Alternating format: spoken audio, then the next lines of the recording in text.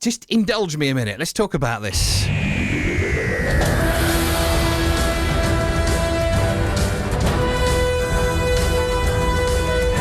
Big finale tomorrow night, isn't it? 6:40 on BBC One. Well, if you really can't wait, like a kid knowing downstairs in the middle of the night to open your Christmas presents early, it's on the iPlayer at midnight.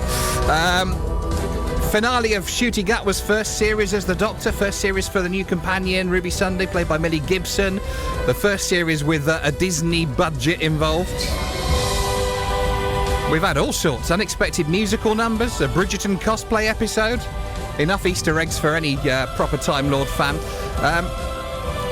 There's been a lot of stuff coming out of the showrunner, Russell T Davies, about this being sort of a jumping on point for a new generation, a soft reboot, a sort of drawing a line, a new start.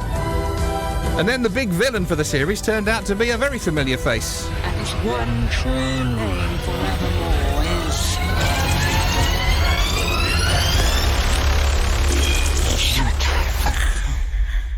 Sutekh, the Destroyer. Who, as I'm sure you are well aware, first appeared 49 years ago in The Pyramids of Mars, 4-part special starring Tom Baker as the Doctor. I had to look it up. I was 3, all right. He's my Doctor, though. Nobody saw that coming. Well, I say nobody. Ian Jackson from Cromford Collector's Corner. Good morning. Hello, Ian. How are you? Yeah, really lovely to talk to you. I can't think of anything I'd rather chat about with you. They said to me, Ian predicted Sutekh was coming back, and I said, yeah, right, he did. And then they showed me this YouTube video. Beware Sutekh. Sutekh. Better known to you as said. I am a true servant of the great Sutekh. I bring Sutekh's gift of death to all humans. I have a theory.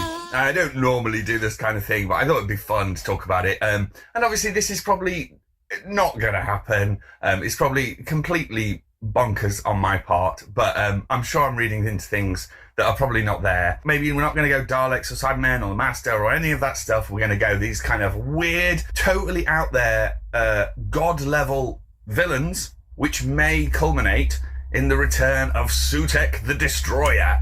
That's a month ago, Ian. Get you. Oh, thank you.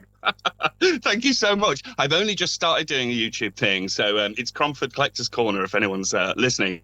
I you know what, it was more sort of wishful thinking, but there were little things in there that I kind of went, that totally could be Sutekh. I'm stoked. It couldn't have been better. Couldn't be more aimed at me. I'm like the biggest Pyramids of Mars fan. So it's so cool. I think it's so clever of Russell Davies to kind of, he has ruffled some feathers, I think, this season, but then to pull it out of the bag with Sutekh at the end, oh my lord. It couldn't have been a better Father's Day gift for me. That was amazing. I would have loved to have seen your face watching that reveal unfold at the end of the last episode. There was some whooping from me, when the letter spelled out. I was like, oh my God, yes!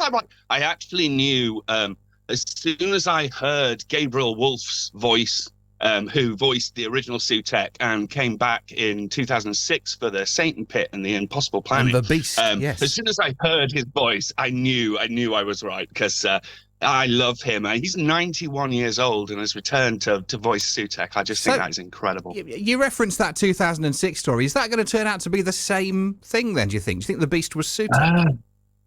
Well, I mean, it's set, Sutekh, Satan, whatever you want to call him. I mean, Tom Baker says that at the beginning of Pyramids of Mars. In fact, it was on last night, a re-edit on BBC 4, and I think it's on iPlayer now for anyone Tales that's of never the TARDIS, seen that. new episode, yeah. Oh, and it was really cool. I thought they put new special effects on, and they edited bits that perhaps are a little slow, and I thought that was really, really well done. So for anyone that's never seen that, you have to go and check it out. It's just gold.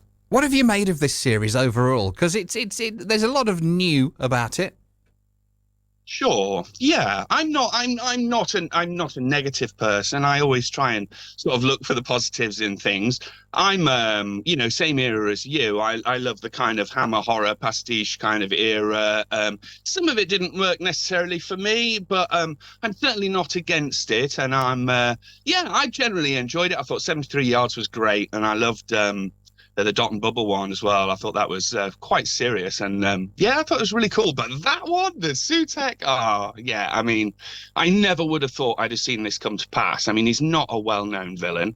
And for a lot of people that have never really watched the classic show, it'll be something totally new to them. But for us old school fans, oh my Lord, I don't think any of us would have seen that coming a few years ago. Did I mention I've been on the TARDIS, by the way, in Cardiff? Did I tell you that? You might have mentioned that, Ian. Yeah, you might have mentioned that. Look, it's very exciting.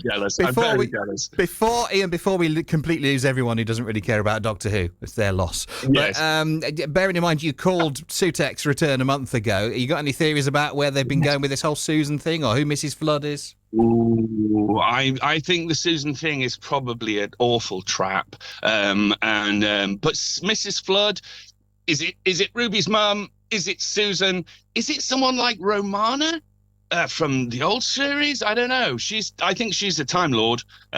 So we'll see what happens. It may not get resolved straight away. I'm not sure.